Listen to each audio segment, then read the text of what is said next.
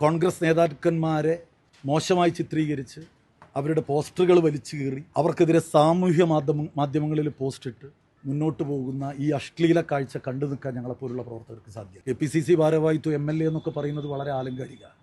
ഇതൊക്കെ ഇന്നല്ലെങ്കിൽ നാളെ പോകും.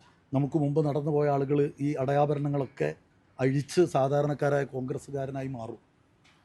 ഞാൻ ആ മനസ്സ് ഇപ്പോഴും സൂക്ഷിക്കുന്ന ആളാണ്. അപ്പോൾ അതുകൊണ്ട് ഇത്തരം കാര്യങ്ങളിൽ മനസ്സിനകത്ത് കോൺഗ്രസ് ഉണ്ട് എങ്കിൽ ഇത്തരം കാര്യങ്ങളിൽ ഒരു കോൺഗ്രസ് പ്രവർത്തകനും പങ്കെടുക്കുവാൻ പാടില്ല. ജനാധിപത്യപരമായ രീതിയിൽ കോൺഗ്രസ്സിനകത്ത് ചർച്ചകൾ നടക്കുന്നുണ്ട്. ഇനിയൊരു വൈകാരികമായ ഒരു ചിന്തയുടെ ഭാഗമായി സംഭവിച്ചു പോയതാണെങ്കിൽ അത് ആവർത്തിക്കാതിരിക്കുവാൻ അവർ തയ്യാറാവണം. അതല്ല എങ്കിൽ അതിനതിജീവിക്കാനുള്ള ആന്തരികമായ കരുത്ത് കേരളത്തിലെ കോൺഗ്രസ് പ്രസ്ഥാനത്തിന് ഉണ്ട് എന്ന് പറയാൻ ഞാൻ ആഗ്രഹിക്കുക.